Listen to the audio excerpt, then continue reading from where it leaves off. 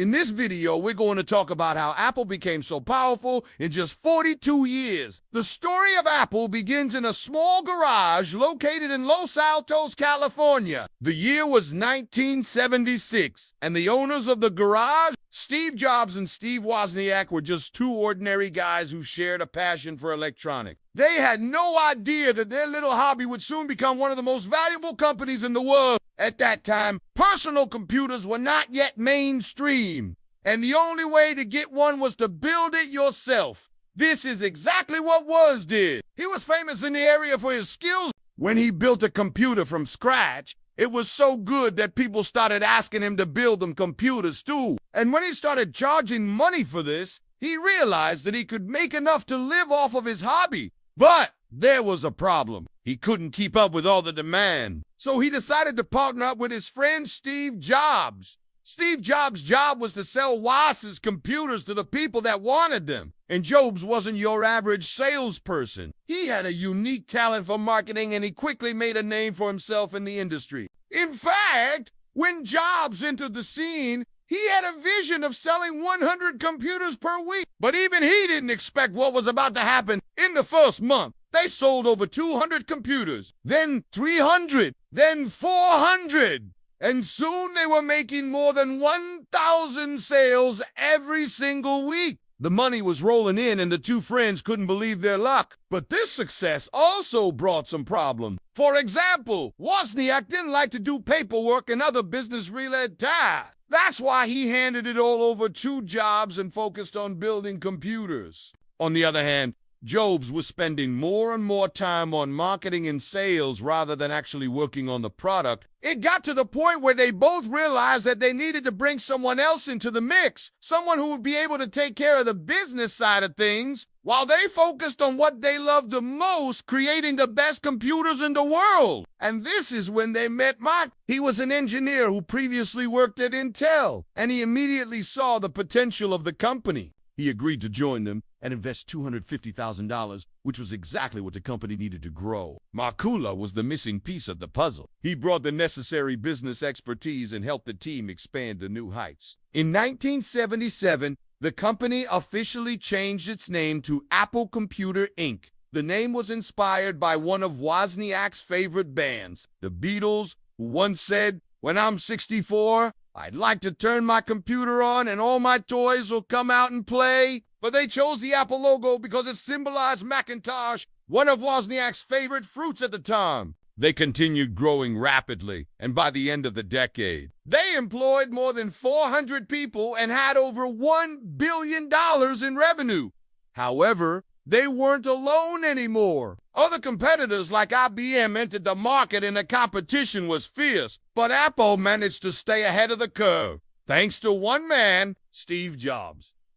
He knew that the future was in graphical user interfaces, and he spent years developing the perfect operating system. Finally, in 1984, it was ready, and Jobs blew everyone away. At that year's Worldwide Developers Conference, the Macintosh was unveiled, and it changed the world forever. This computer came with a full-fledged GUI and mouse support, something that none of their competitors could offer. Sales went through the roof. In the first day of sales, they sold out all 100,000 machines that they had prepared. By the end of the year, they sold 700,000 Macs. But the joy didn't last for long. In the following years, IBM released compatible computers that ran third-party software. This took a big chunk out of Apple's market share, and their stock prices began to fall. Jobs tried to reinvent the company several times, but nothing really worked. Soon he was forced to leave the company that he co. It was a sad moment not only for Jobs, but for the entire industry. Some say that this was the end of Apple as we knew it. But they were wrong. What happened next was beyond anyone's expectations. After his dismissal, Jobs founded a new company called Next. Meanwhile, Apple was in desperate need of a new hit product. Their current operating system, System 7, was outdated and couldn't compete with Windows. They needed something fresh, something that would blow everyone away. And this is when the macOS team lead Avner Boyum approached management with a crazy idea. He wanted to redesign the entire operating system from scratch. Management loved the idea and gave him the green light. For the next 3 years, Baum and his team worked tirelessly on what would become known as macOS X. It introduced a number of revolutionary features such as a revamped Finder window, Aqua interface, Expose, Spaces, Dashboard, and many others. It was truly amazing, and the critics loved it. But there was a problem. Apple simply wasn't strong enough to promote it to developers. Without developer support, macOS X would never reach its full potential. This is when Apple made a move that shocked the world. They acquired Next, bought out all of their technologies, and hired Steve Jobs back. Now that he was back in the game, he set his sights on winning back market share from Windows. He made a series of ads comparing Windows and macOS. They were so good that they won multiple awards. But the best part was that they were also effective. Slowly but surely, developers began switching sides and the tide was turning. Then came macOS X, Cheetah, which was so popular that it led to a total revival of the Mac. Sales went through the roof and everyone thought that this was it.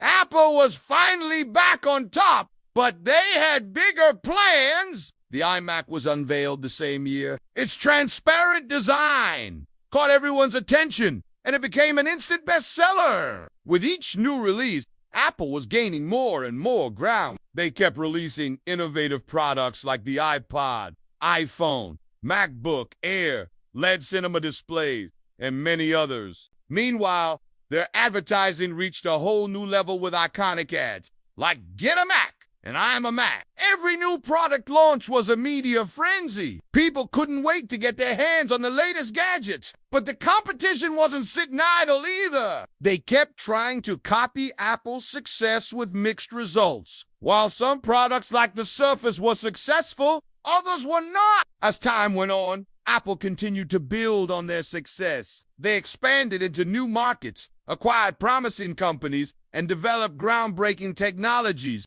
Today, Apple is one of the most powerful companies in the world. They've created some of the most innovative products and services ever seen before, and their influence on the tech industry is undeniable. So, what's the secret behind Apple's success? Why have they been able to maintain their dominance for so long? Well, there are many factors at play. One of the most important ones is their ability to innovate. Apple has always been a company that pushes the boundaries of what's possible. They're not afraid to take risks and experiment with new ideas. This has allowed them to create products that surprise and delight customers, keeping them loyal to the brand. Another factor contributing to Apple's success is their strong brand identity. From the iconic Apple logo to the company's commitment to design and innovation, everything about Apple is carefully crafted to project a certain image. This consistency in messaging has helped the company build a strong emotional connection with customers, which leads to increased brand loyalty and advocacy. Moreover, Apple's ecosystem of products and services plays a crucial role in their success. Once a customer buys into the Apple ecosystem, they're more likely to stay within it due to the seamless integration between devices and services. This creates a barrier to entry for competitors, making it difficult for them to win over Apple's loyal customer base. Furthermore, Apple's focus on simplicity and ease of use has been a key differentiator for them. Their products and services are designed to be intuitive and user-friendly, which appeals to a wide range of customers, including those who aren't particularly tech-savvy. This has allowed Apple to expand their customer base beyond early adopters and enthusiasts, reaching the mainstream market. Finally, Apple's global reach and distribution network have been instrumental to their success. They have a strong presence in key markets around the world, allowing them to tap into new customer bases and expand their reach. Their strategic partnerships with carriers, retailers, and other distributors ensure that Apple products and services are readily available to customers,